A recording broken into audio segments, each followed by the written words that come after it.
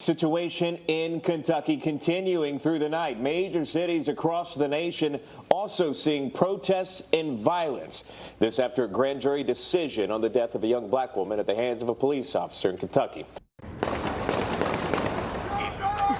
Louisville's demonstrations were mostly peaceful protests until rioting began, with 2 officers shot, causing police to order the crowd to disperse and implement a 9 p.m. curfew. About 500 National Guard troops are in Louisville, helping to quickly control the situation. The president tweeted after the curfew, quote, "Praying for the 2 police officers that were shot tonight in Louisville, Kentucky. The federal government stands behind you and is ready to help." Spoke to Governor Andy Beshear, and we are prepared to work together immediately upon request. Democrats are imploring protesters to not behave violently because they feel it gives the president ammunition. Protests and riots also broke out in other cities like Atlanta, Chicago, Los Angeles, and Seattle. In Portland, a rioter threw a Molotov cocktail into a crowd.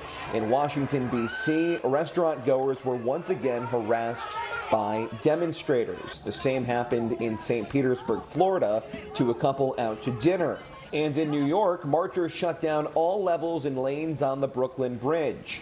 Overnight, the president took to Twitter to post his message of law and order. Kentucky Attorney General Daniel Cameron says the nation is watching how Louisville and the state of Kentucky handle the fallout from the ruling, which he says will determine what kind of society we want. Do we really want the truth, or do we want a truth that fits our narrative?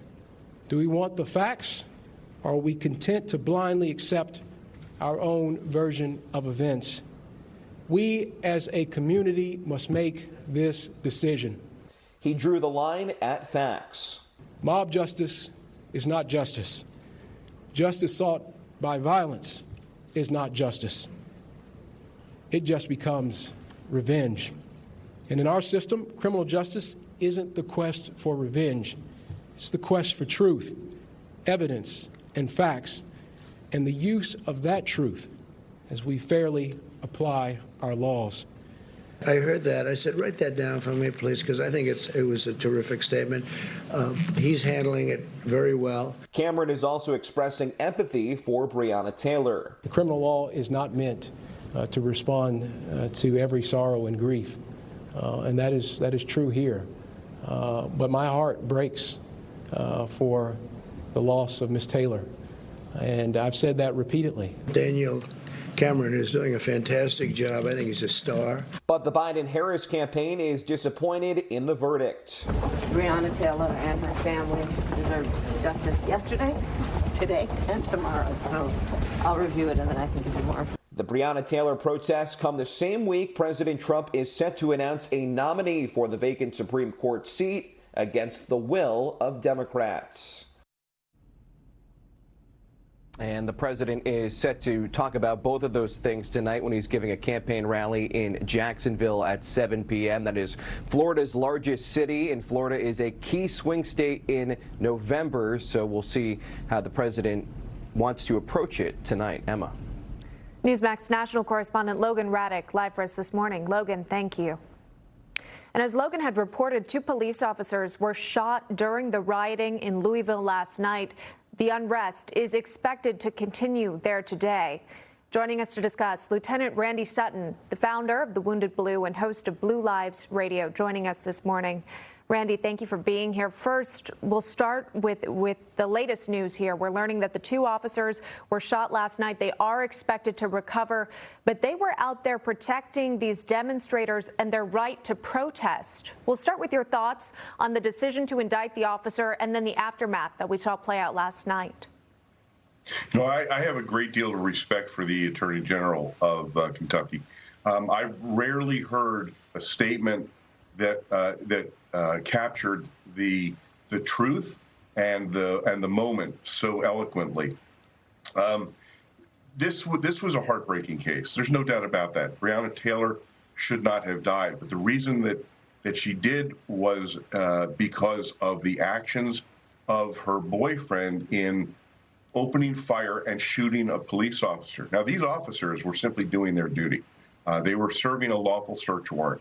And but here's one of the problems is that there's been so much misinformation and disinformation being put out into the public that this reaction was inevitable, because the public has been spoon-fed a narrative that is not only incorrect but unjust.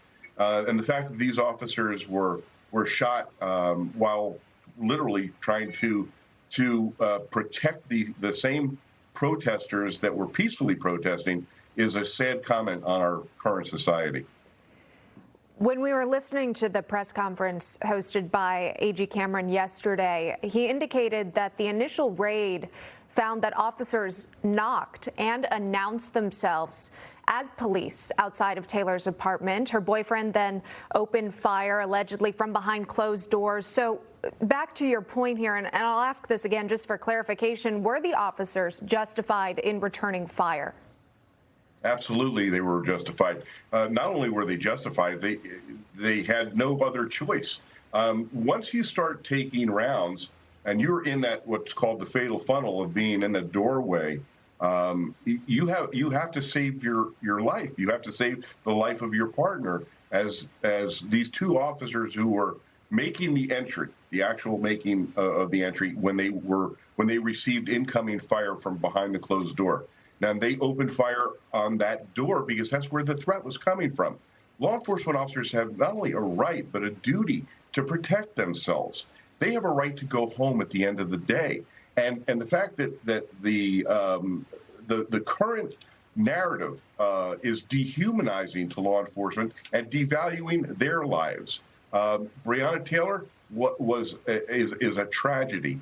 But let's look at the facts of the situation. As the Kentucky Attorney General stated, let's look at the facts. This is not about revenge now. This is about understanding and about lawful compliance when law enforcement officers are doing their duty. Yeah, as you mentioned, it is a tragedy, and we are also doing our best to look at the facts of the case as well. And I want to go to those facts because officers were executing a search warrant. A vehicle registered to Taylor was supposedly used in a drug transaction. Her friend and ex-boyfriend were suspects of being drug dealers. Is it wrong to think her residence should be considered a suspect location for a search warrant? Was that a valid place to execute the search warrant? Absolutely. Remember, this was a ongoing narcotics investigation involving trafficking in cocaine. And the detectives did an excellent job. I looked at the supporting evidence for the search warrant. Remember, going into someone's home is the most egregious and difficult thing for a police officer to do. It has to be done legally and properly. It was done that way in this particular case because the officers had a search warrant to get into the house. This was now. If you'll also, the fact that it has not been made public a lot is that they were also executing a search warrant on the former boyfriend who was suspected of being involved with Breonna Taylor, and they did get a bunch of dope out of that place and evidence of drug dealing. So drug dealers don't simply store their product in their own home. They're smart. They know how to game the system and run a business. And the evidence that was supportive of the search warrant was very strong evidence that there would be narcotics records or evidence of drug dealing in that residence. That's what they were going after. This was part of a larger operation than just that one particular residence. But I really want to go back to the officers who were shot yesterday. Mm-hmm. Got about 30 seconds. Yeah. They're the victims of the current devaluation of police lives narrative. And we at the Wounded Blue are going to reach out to those officers and do the very best that we can for them. We have no idea what the extent of their injuries are other than they are expected to live. They could be life-altering and career-ending.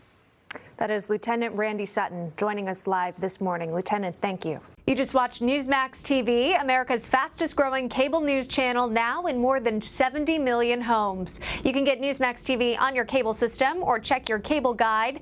And if your system doesn't carry Newsmax, call them, tell them you want Newsmax TV, because we're real news for real people.